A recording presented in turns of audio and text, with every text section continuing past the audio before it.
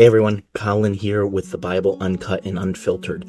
January is Spiritual Abuse Awareness Month, and so we have spent the last few weeks talking about spiritual abuse, what exactly it is, and what it can look like. So today I want to take a few minutes and talk about how to respond to spiritual abuse and how to heal from it. So let's say that you have realized, maybe by listening to the podcast episodes from this month or some of the shorts, that you have actually experienced spiritual abuse. Maybe it's even something that you didn't realize in the past, but now you do. What can you do about it? I think a lot of Christians would try to direct you to the passage in the Bible in Matthew 18, which is Jesus telling people that if you have something against, he says, a brother, you are to go to that person and try to make it right. If they don't listen to you, you take somebody else with you and try to make it right that way. And if they still don't listen, then you cut them off. The problem with that is he is talking about people in equal relationships. He says this is the case if this is your brother. And that doesn't necessarily mean biological sibling, but somebody who is on equal footing with you. In cases of abuse, the people are not in equal footing. Abuse happens when there is somebody in a position of real or perceived authority that is using that to their advantage to hurt somebody else. That is not an equal footing position. So I do not personally believe that Matthew 18 is set up for people who are experiencing abuse. However, I do realize that many Christians are still going to want to go directly to the offender, try to make it right, and sometimes even take somebody else with them and try to make it right that way if they didn't listen the first time. And if that is something that you personally feel like you have to do, that's okay. Just realize that you are probably setting yourself up for disappointment. If somebody has gotten to a point where they are spiritually abusive and they are taking advantage of the authority that they have over people under their care, there is a reason that they have gotten to that point, and they are not likely to change that quickly. If you are a spiritual authority in some sort of a community, it is rare for that person to be willing to apologize and acknowledge that they have gotten something wrong. If you are a spiritual authority, you have to have a really good batting average because you are dealing with people's eternal destinies of heaven and hell. You don't want to be seen as somebody who is getting things wrong and needing to apologize for things. So it's very rare to get somebody in that sort of position to be willing to admit that they have wronged you or somebody else.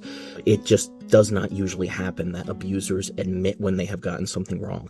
What's more likely to happen is that they will actually put the blame back on you and try to say that you are being divisive or you are making too much of an issue out of this, or that it was just one time or what have you. But realize, if you do choose to go that route, you want to be able to document consistent examples of this happening.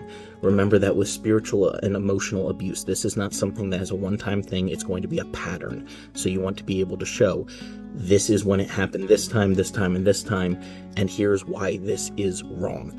And a lot of times, if it's going to be in a Christian community like this, you might even want to back it up with some Bible verses about the way that we're supposed to treat people lovingly and how that didn't do it. Now, again, personally, I don't believe that you have to go through that exact model in these cases because I don't think that's what Jesus was trying to say. But I realize some people will still want to. Just recognize it's probably not going to go the way that you want.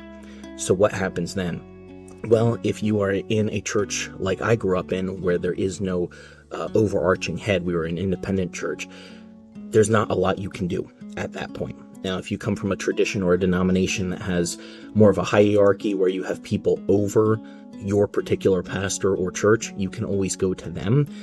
And you have to consider at that point whether you want to be anonymous in this, which there's always the risk that they will not honor that, or you have to be willing to put your name with it.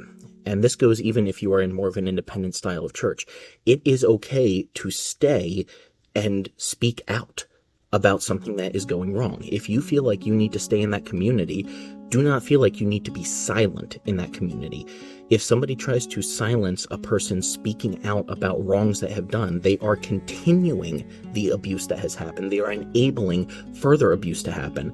And in fact, when we know about abuse that has happened and we do not draw attention to it, what the Bible says, bringing to light the works of darkness, we are enabling further abuse to happen, because people who abuse other people spiritually don't usually just stop with one person. They continue to do it to other people. So the longer that you convince yourself, oh, it was just a me thing, the problem is with me, that you are allowing that to continue to other people. So it's actually a good thing to speak out. You are not causing division. You are not causing discord.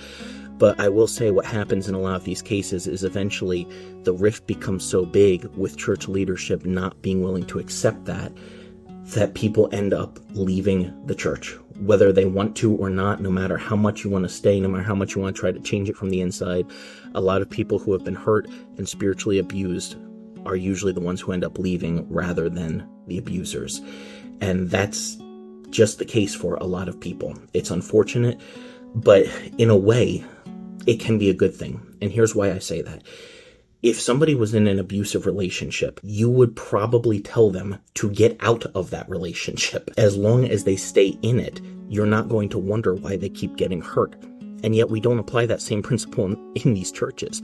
We wonder sometimes why we hurt so bad, but it's because we keep going back to the same thing every single week. So it is okay to step away. There are other good churches out there. Yours is not the only one in the world. You can find another place. Or it may be the case that you need to take some time away. That is also okay.